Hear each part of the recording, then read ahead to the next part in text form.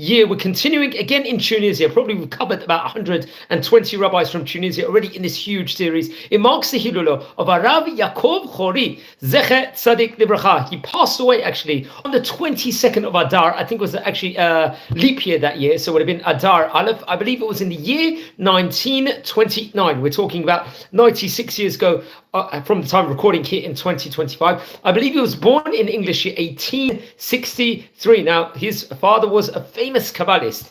I believe his father was Harab Rachamim Houri Hasheni, very, very great rabbi. And he was born in Tunisia, respectively. He would become a diligent Torah learner in of itself and was dealing with huge amounts of chesed, Begimilut, Chasdim, acts of kindness, all throughout his life, respectively. Let's explore a few of the highlights of the great rabbi's life. Now, he was born in Jerba. Remember, Jerba in Tunisia, in its day, was probably the center of Torah learning in, let's say, northern African countries, respectively, also especially in Tunisia, who come, let's just learn with Yirat Shamayim, with the great reverence of the great sages of his town, especially his father was famous Rabbi Rachamim Houri. I believe that he was a second one of that family. I remember we've already related over about 6 or 7 rabbis from the Houri rabbinic dynasty in this series already. He would learn Torah diligently, and he would actually, I believe, he was involved in regards to the public sphere also, especially when it came to tzedakah, within regards to charity.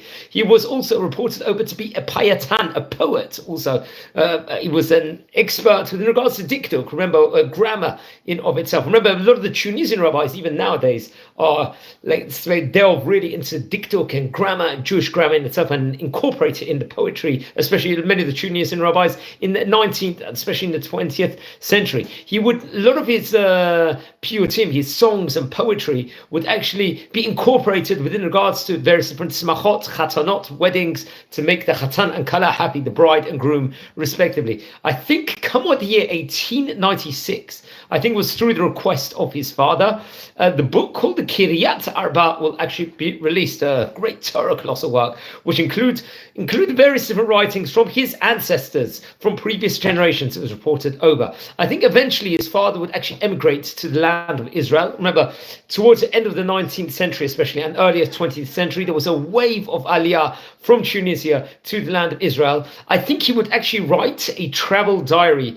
which was while he was traveling around at that point in time, with the various different masaot at that point in time. And I think this will be printed in a book called the Kisei Rachamim. Remember, the famous yeshiva in Israel at the moment, let's say the bastion of the Tunisian yeshivot in Israel, happens to be Kisei Rachamim. So I'm not too sure if that was connected to that name in of itself, but that happens to be the name. And very interesting. And I believe, so this book would have been printed, I'm not too sure the exact date. I think sadly during his lifetime, it was reported over, I think his sons passed away, but he was blessed to leave behind daughters. I'm not too sure who they got married to, but I would try and look into that. So he passed away, I believe, in English year 1929 on the 22nd of Adar. Now it's reported over that at a later stage, I think in, I'm not too sure the exact date, maybe it was in 2018, but I'll have to double check. His bones would be actually buried in the Tivot at the end. This would have been at a later stage. Right? I need to confirm on the exact date of that in of itself. Now, he left behind great Torah colossal works, including the famous book, the Bnei Yaakov, which was published after he passed away. This book was, I believe, I'm not too sure. I think this was with a Targum, let's just say, of Judeo-Arabic. It was divided into 2 parts in of itself. The first part, which included, let's say, Divrei Tochacha and Musar, ethical teachings. I think that was printed in Jerba in the year 1934. That would have been about 5 years after he passed away. Now, the second chelek was various different teachings, chidushim, on the various mesechtot, tractates in the Talmud, respectively. I think 10 pages worth of that, and it was printed in the end of the sefer called the Kol Yaakov. This came out in Jerusalem in the year 1973. We're talking about 52 years ago here from time of recording. This would have been nearly about 44 years after he passed away, very interestingly. And this was a great, I think some of his poems which he composed, let's just say, for different smachot, for different celebrations and chagim, holidays, were also printed, I think, in his name in a 2-part book of the Kol Yaakov. Now, it's interesting, there was a famous yeshiva, which we've spoken about on various occasions before, which had the name, it was called a very, very famous one called, I think it was named after his grandfather, Aliyatosh Rabbi Yitzchak Houri.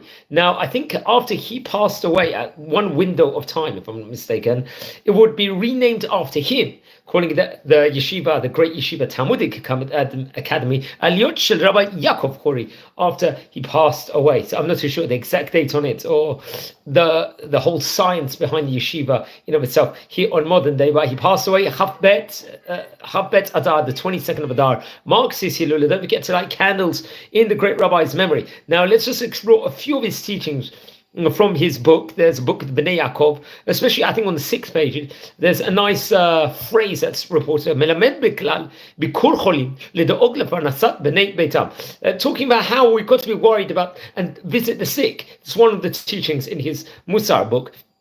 And another teaching will be from one of the books, I think from the Bnei Yaakov, I think the 5th page in the first chalik, Melamed ha'chiyuv hamutal al rashi hakila kamo shemutal al avot. That's another very nice teaching.